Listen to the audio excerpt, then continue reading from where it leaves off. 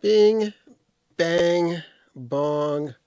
Good evening. Hello. Here's some music. I'll be back in just a moment.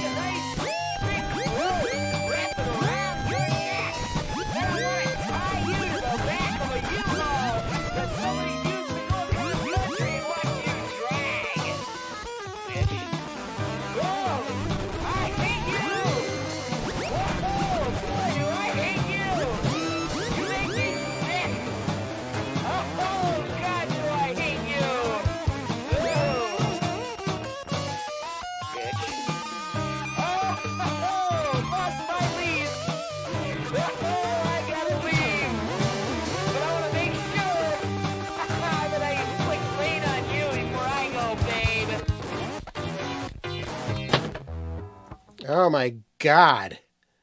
The heck was that?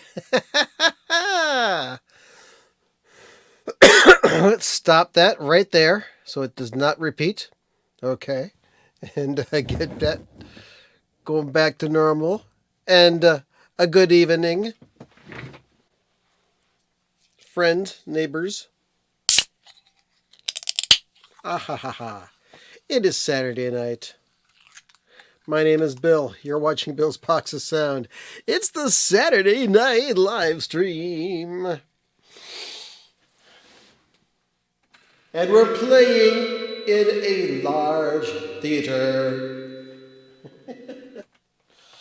Something else new I just added to the mix here. So, how you doing? It's a holiday weekend here in America.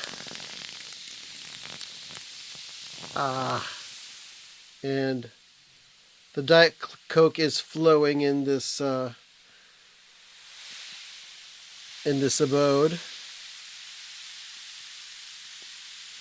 And this is our usual time where we just get together and talk a little bit about music, records, all that other fun stuff. What's been happening with you? That's good stuff. not really all that much going on this week. I was considering not doing the live stream, but I know that a lot of you folks love to tune in. So very happy to see you.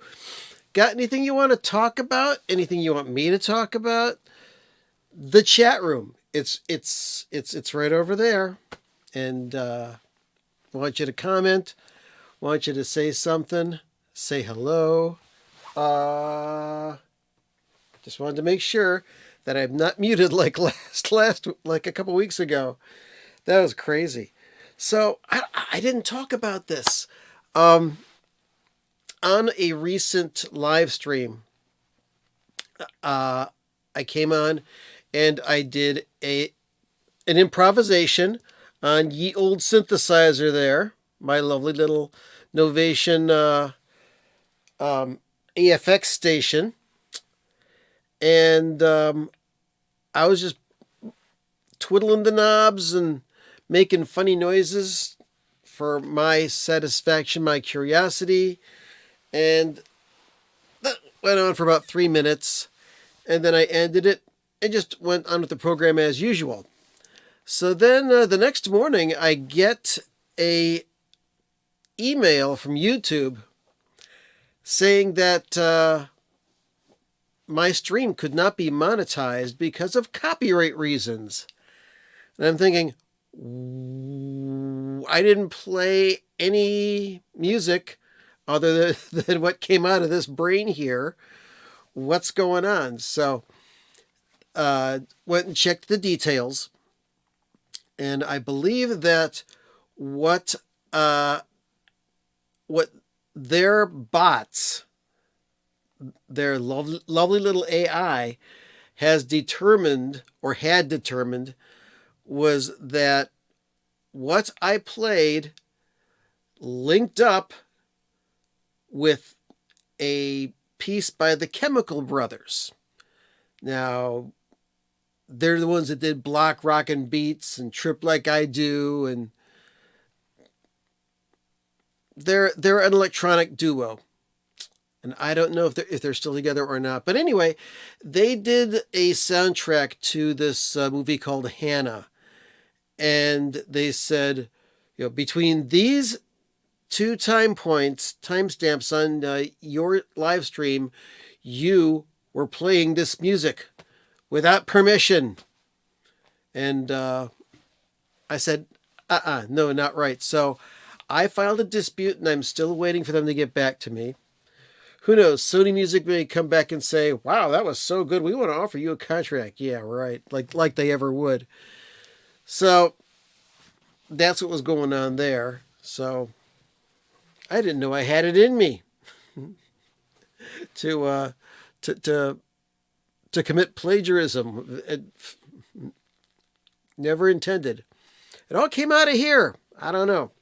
Anyway, just late last night, early this morning, something like that, I put up a new video. And this new video was all about lock grooves. And so far, I think around 100 of you folks out there have watched it. I was really happy that I had put it out. This is a video that I have wanted to do for at least 2 years. And I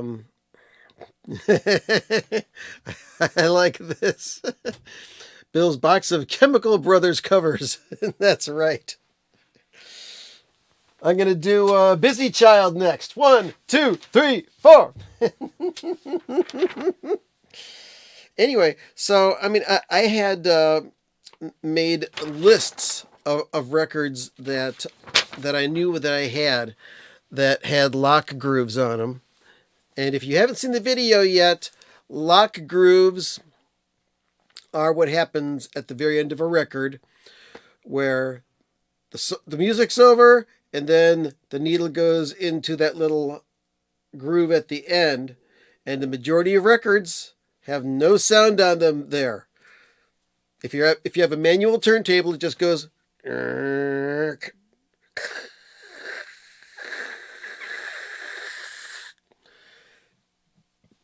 But there are some records that have sound on them at that point. As a matter of fact, one of the records that does have this on it, as I dig deep in this little pile here. Yikes, I pulled out a lot of records last night. This is ridiculous. Oh, here we go. No, not there. Well, anyway,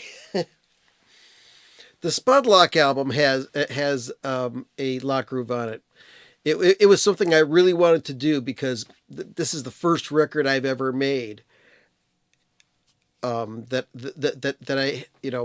I was in charge of producing this album, composing the music, recording it, mixing it, and then I had it mastered, and then I talked to my mastering engineer, the guy who cut the lacquer, Dave, and I said, "Hey, Dave, is there any way you can put a lock groove at the end of side 2? And he says, "Yeah, sure, I can do that."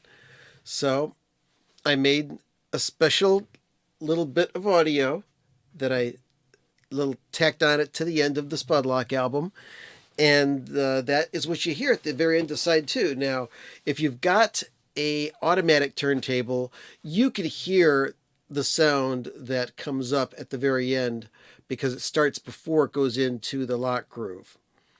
But lock grooves are mostly listenable only to those that have manual turntables. And before I actually sat down and started filming these and recording these, I started doing some research on the net to find other records that had these things on it. And I came upon the realization that there's lots of records that do have lock grooves, but if the record has survived past its first pressing and they remastered the record or recut the record, there's a good chance that that lock groove is not on the subsequent pressings. So I thought, very, very, very interesting. So I did about 20 some. I shot 29 little videos of the records. Then I shot around the same number of spoken word sections showing the records, and then put the whole thing together and put it out. I'm very happy with how it came out. So if you haven't seen it, watch it. By the way, if you're watching right now, I will save you some time. Hit the like button. Hit the like button now, please. Let's see. You know what I'm going to do while I'm doing this? I'm going to do some real dumb stuff here. I am going to go onto YouTube and pull this up right now. We might get a little bit of echo if I don't do this quick enough. This time of year, no. keep getting We don't paid want with that. We don't want to listen to that dude talking. All right. So right now, how many? I got 1 like. Come on. You guys can do better than that. How many of you are watching right now? Let's see. We got 12 people. So if you're doing something that's going to keep you from going and clicking that like button, yeah, stop doing it and click the like button now. Otherwise, anyway, so it's Saturday night and we got to talk about music. I usually go through the records that I've purchased this week. Don't have much, but I do have some. Now, last week, after I was done with the live stream, I went over to watch Metal Theologian. He started a live stream, I think around the same time that I did, and might have even been earlier, but he was still going strong. And what his live stream was a set sail of records. He had a bunch of records that he had pulled out and he was selling them for a set price. Now, sometimes people do live auctions. I've done a live auction. As a matter of fact, my very, very first stream was a auction of a bunch of records that a friend of mine was trying to get rid of. And it was a lot of fun. Lasted about 2.5 hours. But no, Kevin, you're fine. You're good. You're always good. You show up more often than a lot of people, and I really appreciate that. Anyway, good to see you, by the way. You and Spaghetti Lee, and anybody else who's there. We got 12 folks, so hello to you all. So anyway, I was watching Metal Theologian's live stream, and I commented on a record that he was trying to sell. And then he started talking about this channel here and gave me some compliments. So I said, you know what, I'm gonna listen to this. I'm gonna wait this out, watch the whole thing, and see if there's any records that I wanted. And you know what? I ended up buying 3 records from him. So I will pull them out. Let's see. You know, I'm gonna do this in reverse order. The last record that I bought from him, and he was selling these for real good prices. I mean, there was some rare records, some valuable records he was selling for 25, 30, 40 bucks. But he also had records that he wasn't selling for much at all. For example, let's pull this one out. The Box Tops, Super Hits. Box Tops, pop group of the 60s that had Alex Chilton. And, oh, Kevin, you are in Iowa. Very nice. Yeah, dude, I got to talk to you because I know that you're going to be in Ohio in about 10 days or so for the eclipse. And I have to coordinate things with you. You and I have to go on some record hunting adventures. Anyway, so I bought this from him. The Box Top Super Hits. Very interesting. This was put out not that late in the Box Top's career. As a matter of fact, there's only like 2 really big hits on here. There's The Letter and there's Cry Like a Baby. And then there's some very painful to listen to cover tunes on here, but I got a good laugh out of them.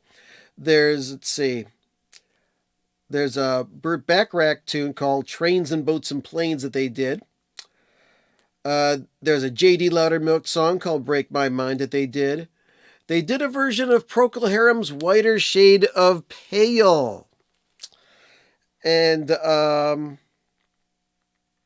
there's also, I think that this was a Philly Soul tune, I'm Your Puppet. I've got the original of that. And also the Motown hit You Keep Me Hanging On was done. And the covers, I'm not going to say are not the best. But it was interesting anyway. And even though Aaron said the record was not in great condition, it sounded pretty darn good for what it was, and only $5. So hey, I'm glad I picked it up. Okay, so all right then.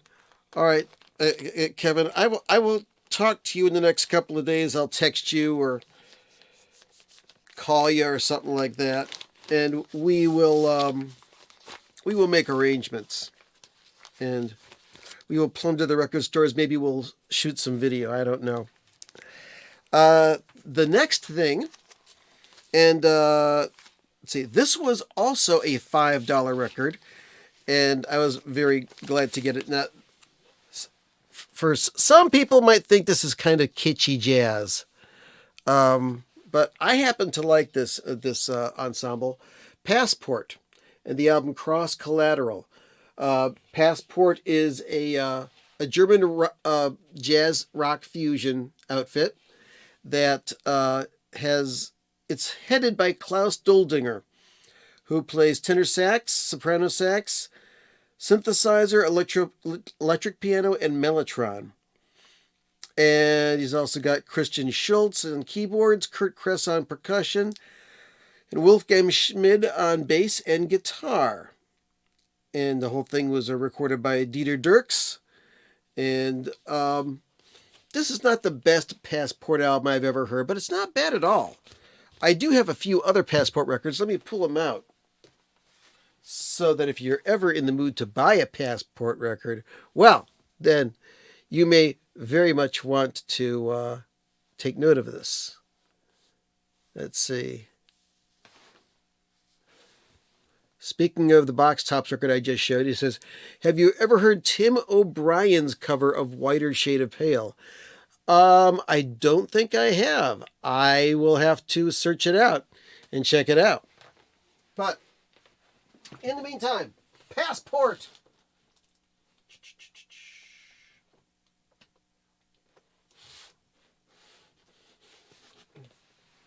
Yeah, some of their stuff is really good. Some of it's not that great. Okay, so I would say go more towards the older stuff. Now, this is a German import, and it is a quadraphonic record of their album Handmade. And it has some interesting stuff on it. Once again, Wolfgang Schmid, Frank Roberts on keyboards, Kurt Kress on drums, and Klaus Doldinger on saxes and keyboards and everything else. Passport, Handmade. So this is okay. And Kevin, I saw your chat. I'm getting to that in just a moment here. This album, Looking Through. And let's see. This one's not, this is one of the better ones. Looking Through is okay. And there's one other that's pretty cool. Ah, yeah. This is probably my favorite Passport studio album, Infinity Machine. This is very cool. And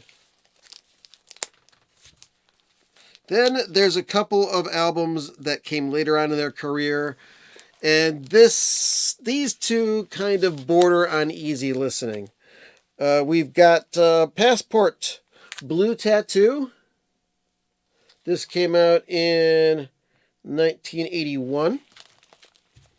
And then there is Sky Blue, which has a whole bunch of people on it. It's got a large band on there. Let's see, Willie Ketzer on drums, Dieter Pietrit on bass, Hendrik Schapper on keyboards, Roy Lewis on guitar, Elmer Lewis on percussion. There's another guy on vocals and percussion. And of course, Klaus Doldinger on keyboard, saxophones, and flute. But not my favorite Passport album. Like I said, if you're looking for a really good one, borders on progressive music, Infinity Machine is the one to pick up. So let's get to this one. I love this record, but I need to find another copy of it, and I'll explain it to you in a minute. Doldinger Jubilee 75. Okay? This is a live album. And it's got an all-star cast on it.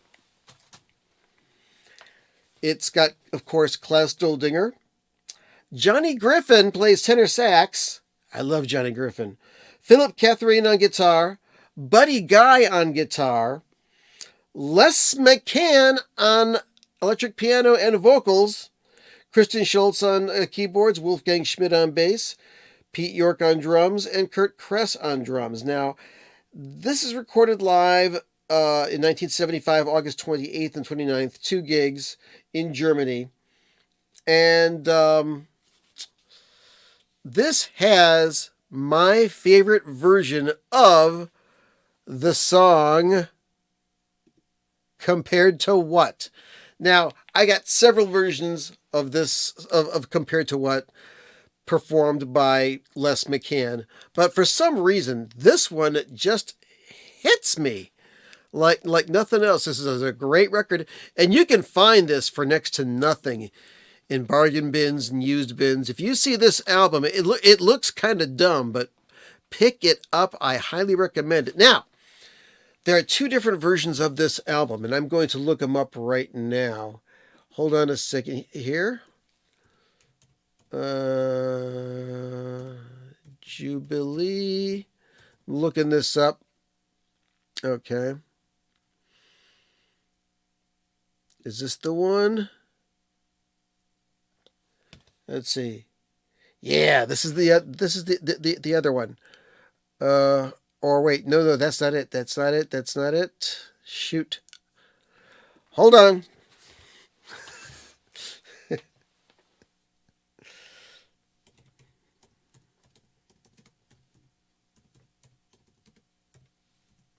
Okay. 75. Okay. Let's do this here. Please pardon my fumbling around here.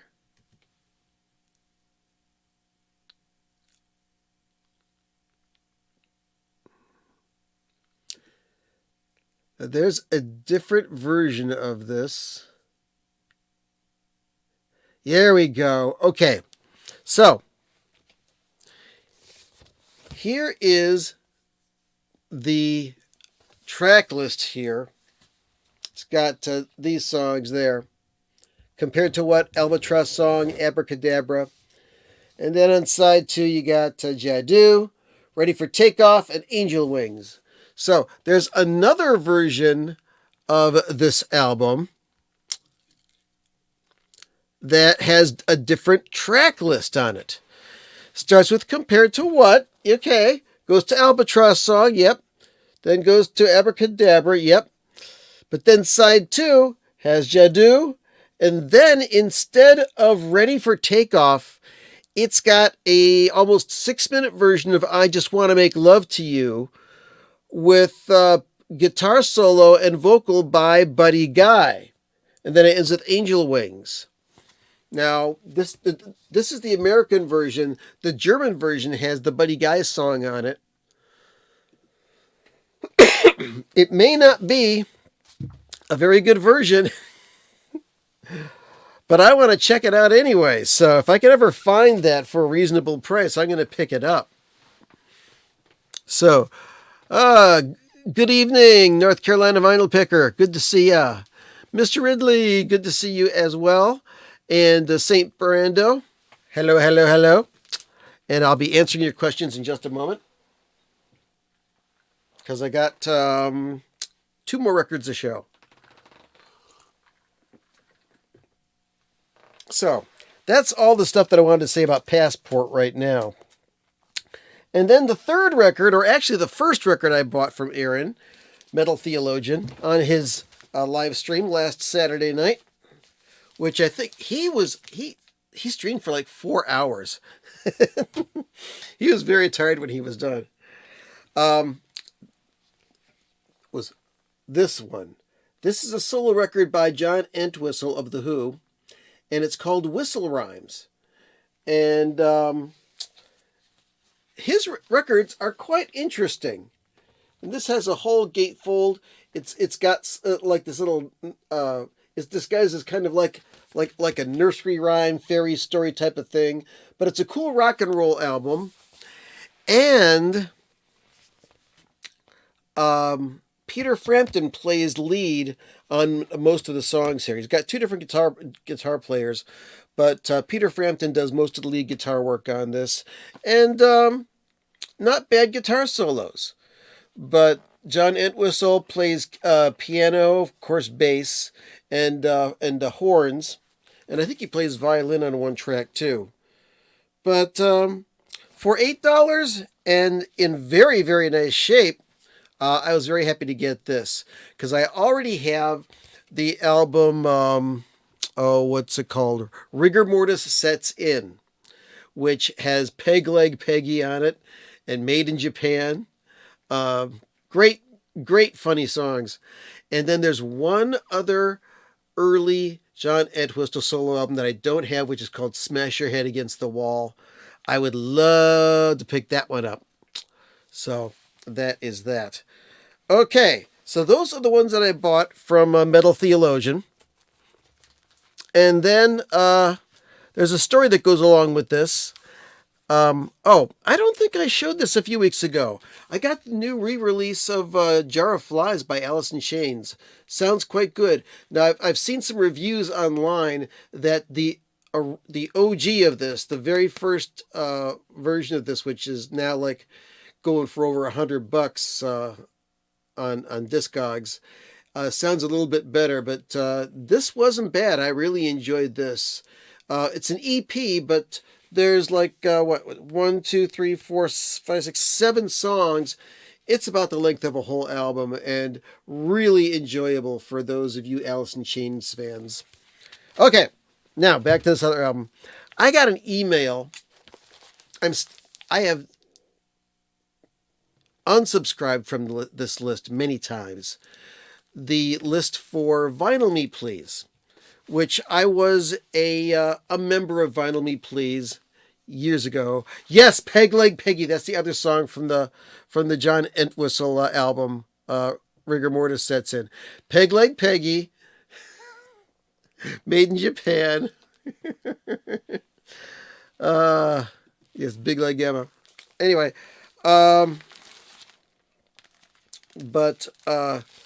anyway, I got this email from Vinyl Me Please that says that they are making a special new version. They're going to put out a new copy of Check Your Head by the Beastie Boys. And you can buy it. You can pre-order it now, and it's on like some reddish, like almost maroon type colored vinyl.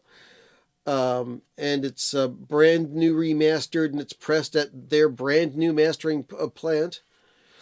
And so I clicked on it because this was the only regular Beastie Boys album that I did not already have on vinyl.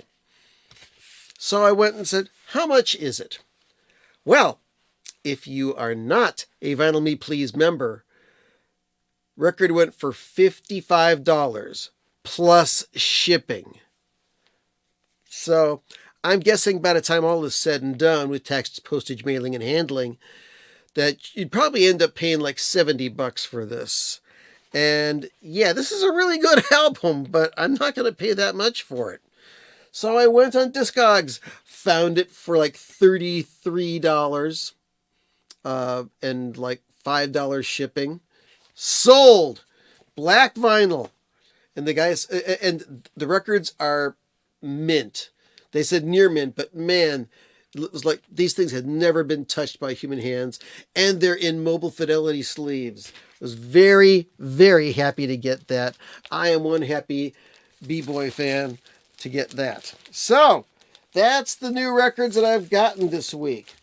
So in the chat room right now, somebody has just hipped us to what appears to be a music headline.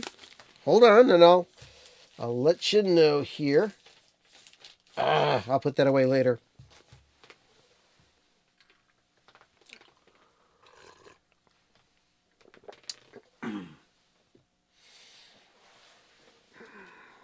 Let's see. Hello, Chief Dancing Ostrich. Good to see you.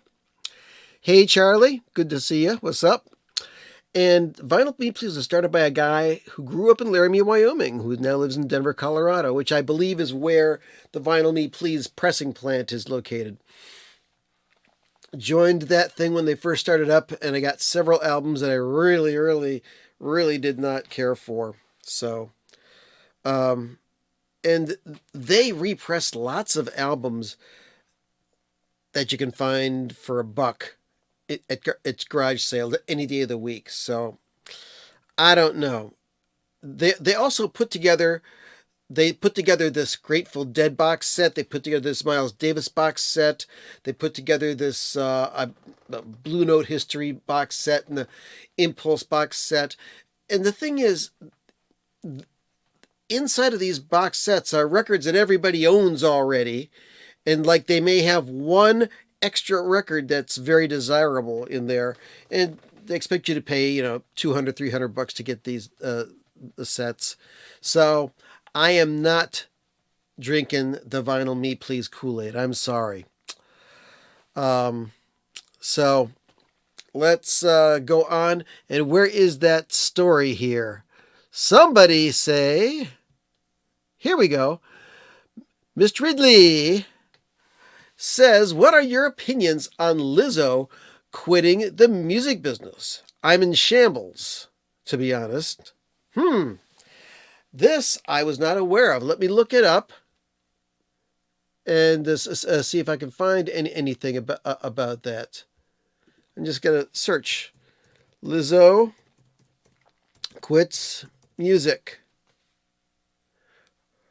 or making music. Okay, Lizzo announces she's quitting music. So let's go to this on here. Say, tired of being dragged by online critics, I quit. Singer posts on Instagram. She resents lies being told about me for clout and views and implies she is quitting the music industry. To quote her, all I want is to make music and make people happy and help the world a little better than how I found it. But I'm starting to feel like the world doesn't want me in it. I'm constantly up against lies being told about me for clout and views, being the butt of the joke every single time because of how I look, she continued. My character's being picked apart by people who don't me and disrespecting my name. I didn't sign up for this shit. That's a quote from Lizzo. Well, you know what? I don't think she made a good decision. I mean, yeah, a lot of people do make fun of her for being a plus size person. But a lot of people like her music. I'm not a big fan of her music, but I watched one of her concerts, and she does put forth in her shows a lot of positive energy, and taking ownership of your image, yourself, and putting it out to the world. Just it was a lot of positivity, and I think I just saw a movie that had a song by her on it that I hadn't heard before, but I hope she reconsiders. I hope she gets back to music because for the people who are her fans, they enjoy her a lot. And in this business, you got to have a thick skin, because while there may be a lot of people who love you, there's just as many people who are going to hate you and are going to call you names. You got to have a thick skin if you are going to be in the music business. Simple as that. This is, what the fuck is a Lizzo? So, Thin Lizzo? No, wrong band. Let's see. More notes. I truly have never heard a single note and wouldn't know her if she was right next to me. Well, it's not necessary for you to listen to everything that comes out, but it's pop music. Anyway, this is nobody quits music. The business, yes, I love that. Pardon me. And we've got two things. One person says, where is it? Wait, I just saw it. Let's see. Charlie says, any Zappa news this week? I'll be talking in a minute. And also, is Dweezil raffling off some guitars for tour money? Heard that over at Zappa Tears today. Okay, I will address that because there's not a lot of new Zappa news this week. I'll be checking anniversaries in a minute.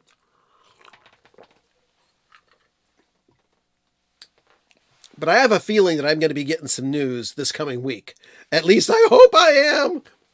Anyway, you know what? I saw this on Instagram. Where was it? Let's see if I can find it. It was a thing that that Dweezil had done. Let's see. And this is an advertisement, by the way, that I saw. Man, you know, there is a lot of crap on Instagram. But for some people, it's a necessary evil. Let's see. Man, people just post all sorts of new stuff in just the past few minutes. This is ridiculous. Crazy, crazy. Okay, I'll tell you what. I'll search for Dweezil. You know, you hit search, and man, all sorts of scantily clad women pop up. Here we go. Dweezil Zappa. Well, where is it? Here it is. Here's the ad. What we have here is a Gibson Les Paul that is exactly a replica of my dad's Hot Rats Les Paul. It was custom made by the Gibson Custom Shop and worked with me to make sure that electronically it was the same and visually the same. We had photographs of the original guitar, which was stolen from one of my dad's concerts in Europe in the late 60s. It's got the same kind of scratches on the back. Based on the sounds that I heard on the record, I was able to recreate the sounds that I needed with the configuration that's here. I used this guitar on the Hot Rats tour because we played the entire Hot Rats album.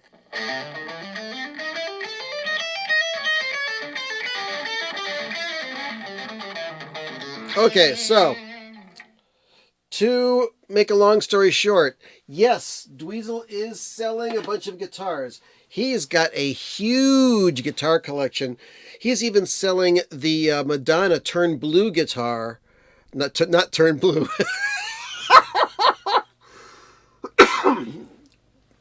True Blue guitar. But yes, and Spaghetti Lee, you are correct. He is selling it for tour money. I did get an email from the Dweezil Zappa stuff here. Let me see if I can find it again. Because I just read it earlier today. I'll read it to you directly, if from Dweezil's own words as to why he's doing it. Where is it? Holy crap! I get way too much junk mail, but hey, so does everybody. Here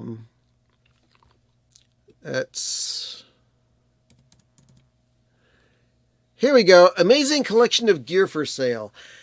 And it says, I've teamed up with Analoger to release some of my most interesting guitars and other creative tools back into the wild. He's auctioning these off. And you can also see this at DweezilZappaWorld.com. And there's a link to it. And it says, if you would like to support the upcoming Rocks Apostrophe Tour, this is the way to do it.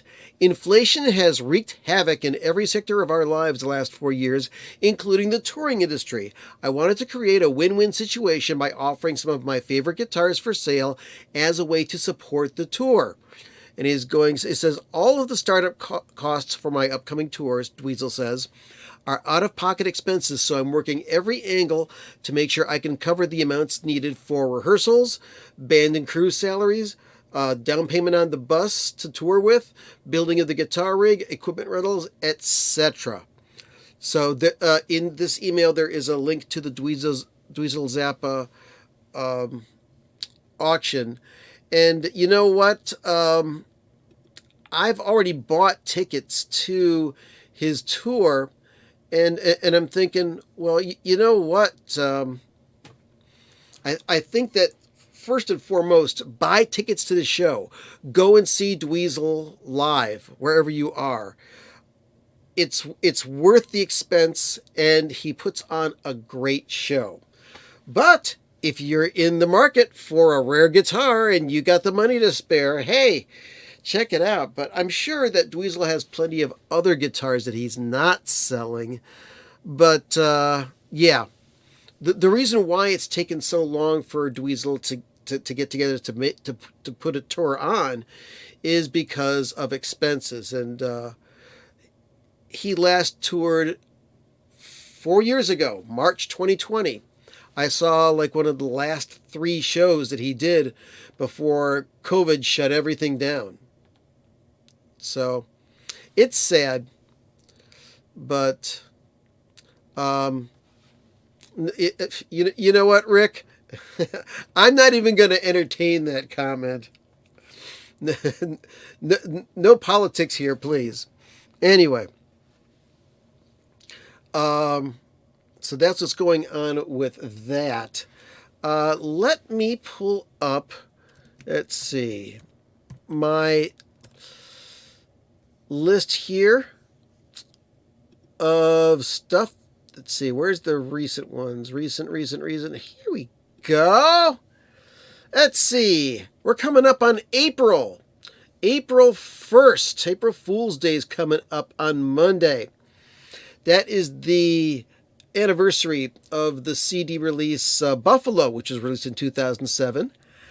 April 3rd is the day that Frank Zappa was a guest on the Johnny Carson Tonight Show in 1986.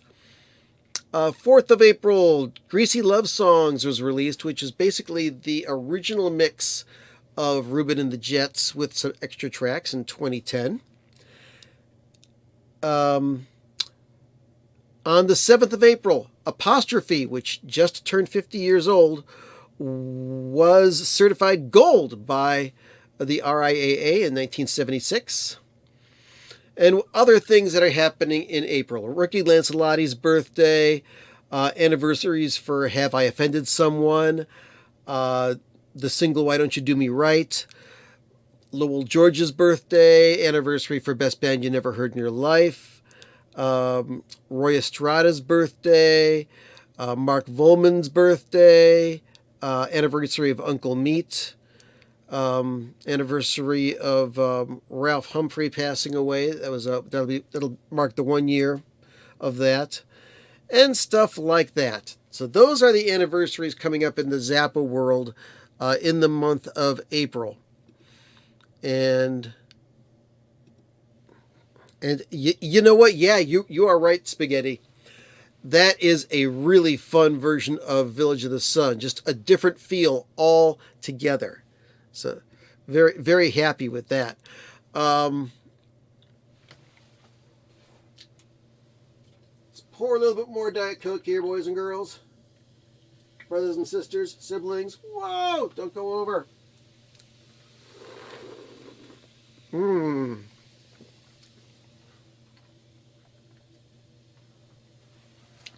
So that's what's going on with that stuff. But let's see. Usually on Friday nights, I watch this show, Grown Man Record Night, on YouTube. It's also available on Twitch. And they do a thing. They do Soda Speak, and they do Chip Chat. Because when you're sitting there for a whole evening listening to music, sometimes you got a drink going on and you got a snack going on. So they check out new sodas every week. I mean,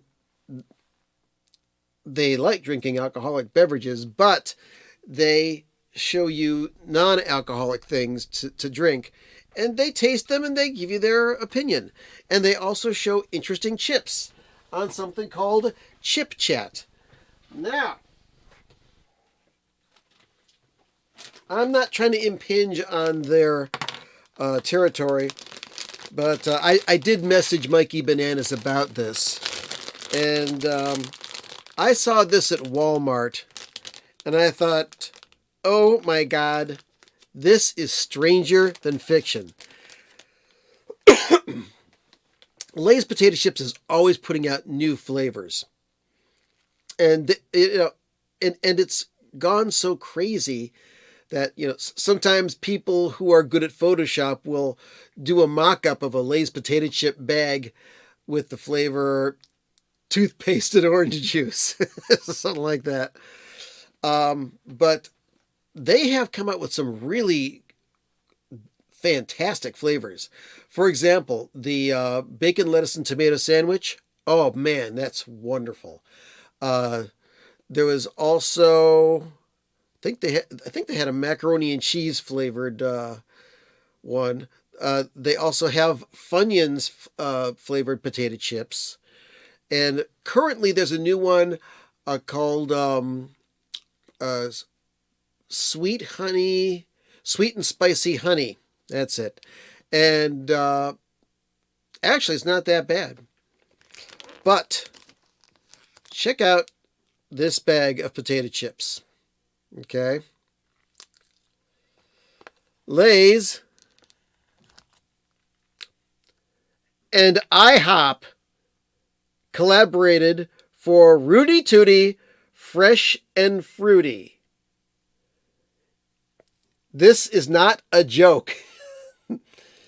It's for real, okay? This is the flavor of strawberry-topped pancakes with syrup and bacon, natural and artificial flavors. And this is some weird shit. You open this up, you can smell the strawberry. You can smell the maple syrup. You can smell the sweetness. Is that a... No, that's not a hot dog. It's the smile. It's the IHOP smile. Okay, you see that? The IHOP smile right there. And then it's reproduced there. It's not a hot dog. I'd love to have a hot dog flavored potato chip. That would be pretty kick-ass. All right, so let's pull out one of these suckers. I've already tasted these, but I just had to show these. So they got all sorts of different colors of powder on these things. Whoa! And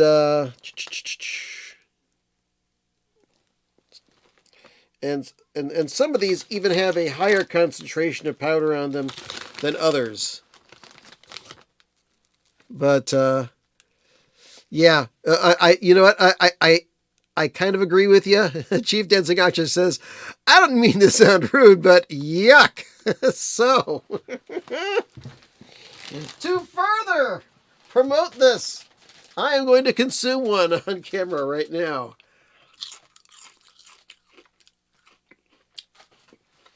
And it's interesting. It kind of has a pancake-like texture. And you can taste the sweet and the salty. Oh. Oh, man.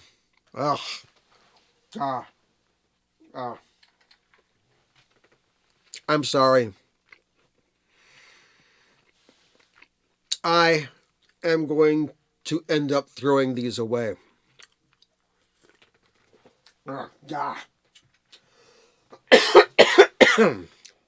You know, some things just shouldn't be allowed by science. And this is one of them. So, you will only see these in Walmarts. Pardon me. So, you have been warned. Don't do it, peoples.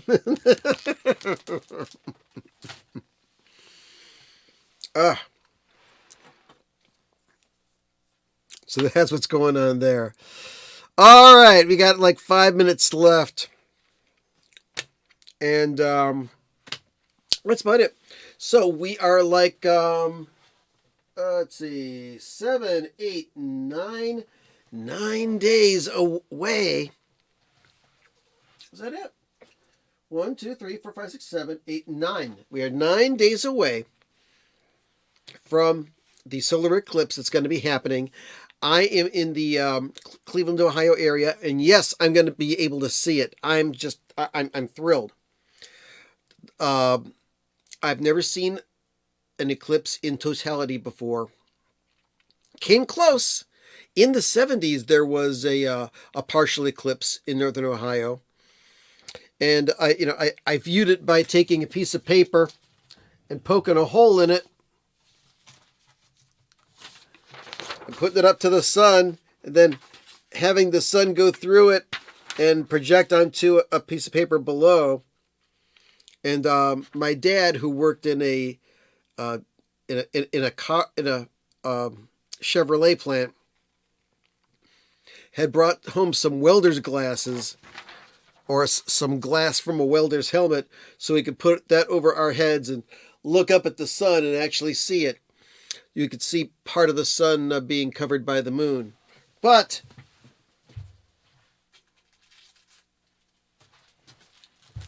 make sure you get yourself, if you are in the area where you can watch the eclipse,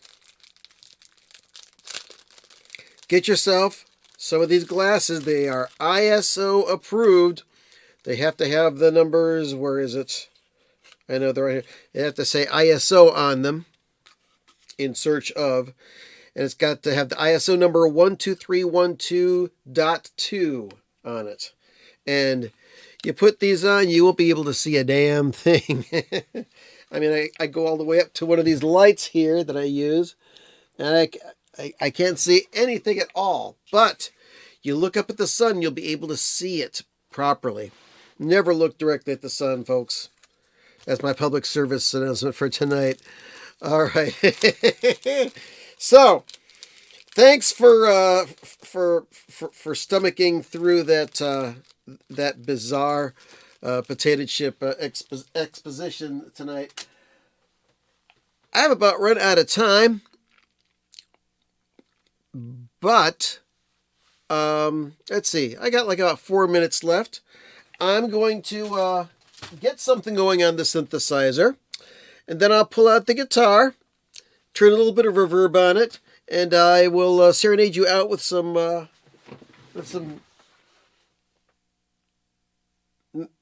maybe non-desirable music.